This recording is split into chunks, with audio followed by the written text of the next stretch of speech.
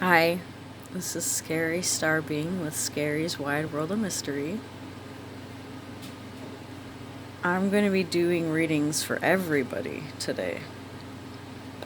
Well, not today. Today and tomorrow for this full moon in Virgo. Dun dun dun. Sorry. That's how I feel about it anyway. I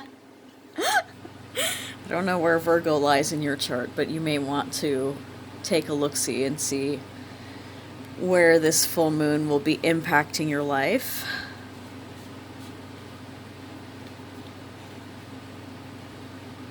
I'm using the zombie tarot deck, okay?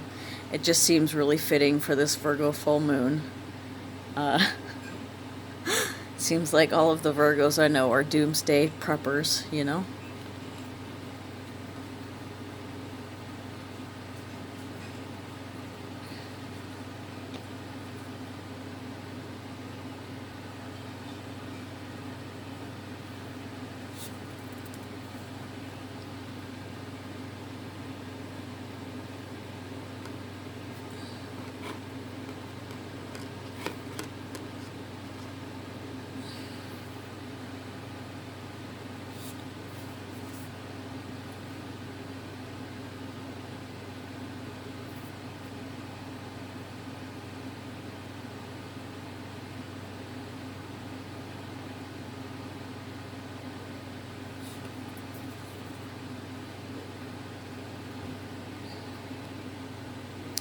Apparently I'm just laying out cards, guys.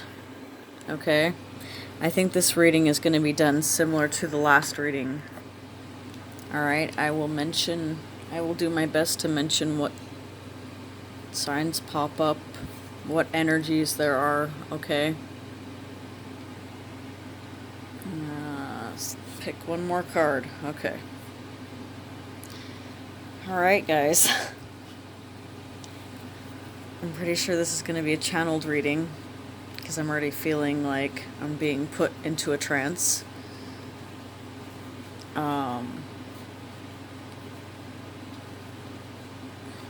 Yeah, okay. Let's jump right in, guys. Nine of Swords. Okay, what I love about this picture right here. Let me try to get it in the best light. It's so clear what this means, right? It means that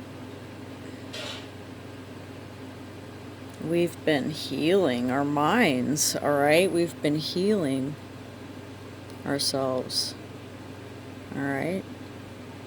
And it's taken a lot of time.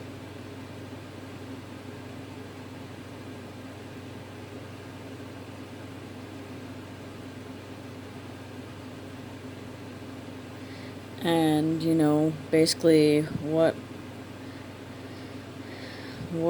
it seems mental illness is ingrained patterns of anxiety and fearfulness, right? We're part of nature, guys. We are part of nature, and as part of that nature, we are also, you know, we can see the value in other people's lives more easily and more readily than we can see the value in our own life, all right? That's just the way it is. That's why you have to see the value in your own life. Otherwise, you know, depression is a terminal illness, whether anyone wants to recognize that or not. People die of depression. There are people that survive it, but it is definitely an illness, okay? And it's caused by anxiety. It's caused by fearful thinking, overthinking, worrying, you know? Anything that drags our energy down lower so that we have a difficulty manifesting our own sovereignty. What is a royal person called? They're called the sovereign, right? It's symbolic. All right, it's symbolic of somebody who is held above normal rules and normal law, right?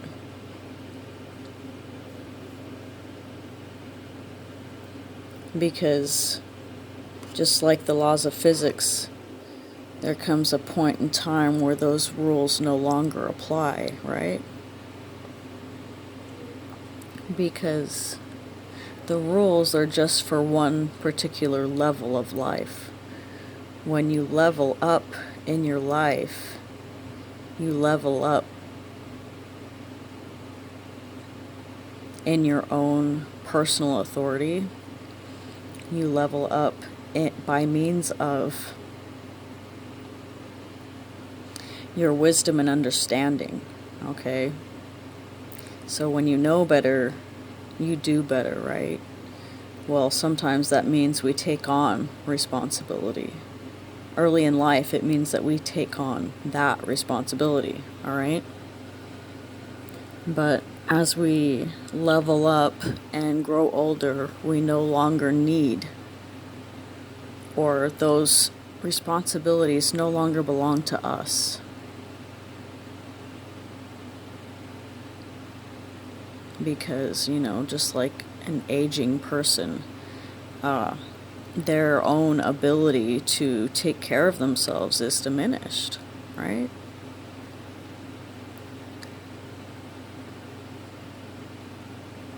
So, they put down the responsibility of caring for themselves because they can no longer,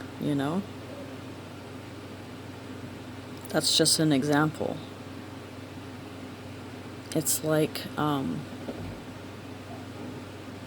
the rules being different for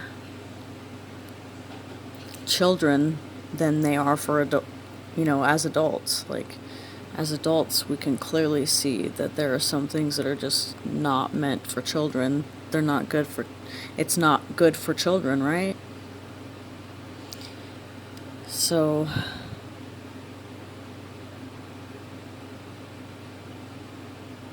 we,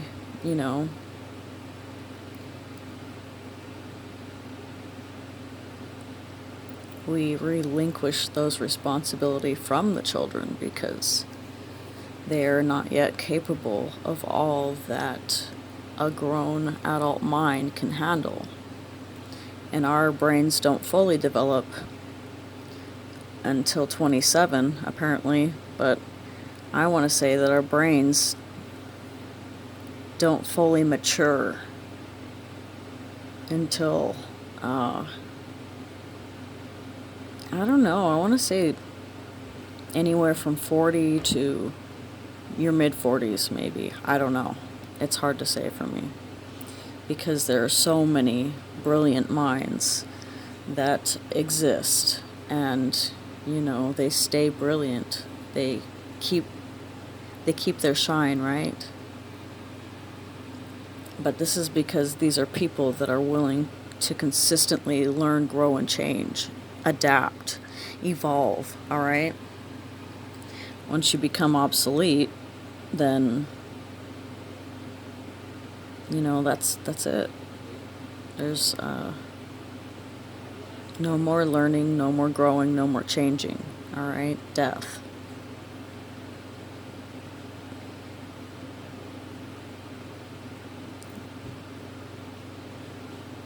But death is only a phase, right, of life.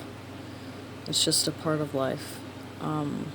Something we pass through because we are eternal beings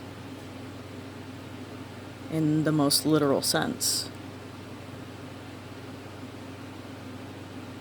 Death is merely a veil of illusion,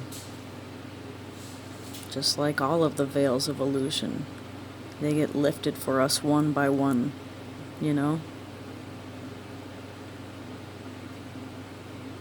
So if you feel disillusioned right now, that's because another veil has lifted for you.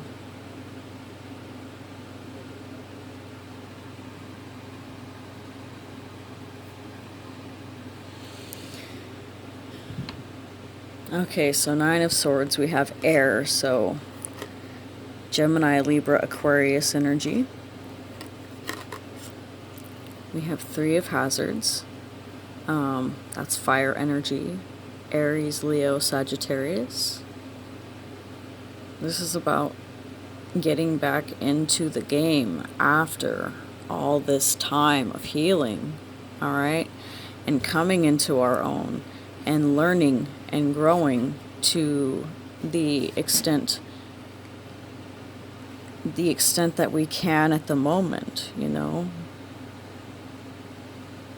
It just depends on how much our brain has matured, how much our soul has matured, how much wisdom and knowledge and experience we allowed ourselves to gain.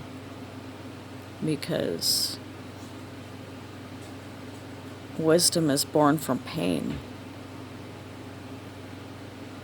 And if we're not willing to feel pain, we're not willing to learn.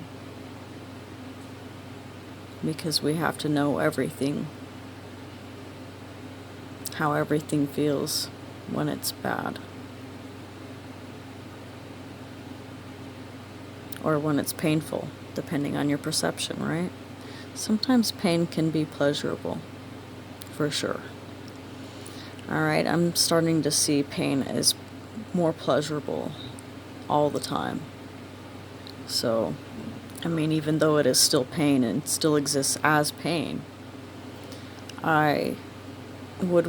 it's a small price to pay for wisdom, in my opinion. I'm willing to pay the price. The price of letting go of old beliefs and old ways of being. The sacrifices I've made along the way, sticking to who I am and what I believe on a soul level. My perception is my perception, and it doesn't make it any less valid than anyone else's perception. However, my thoughts are not your thoughts, nor are my ways thy ways, right? All biblical shit, but you understand where I'm coming from?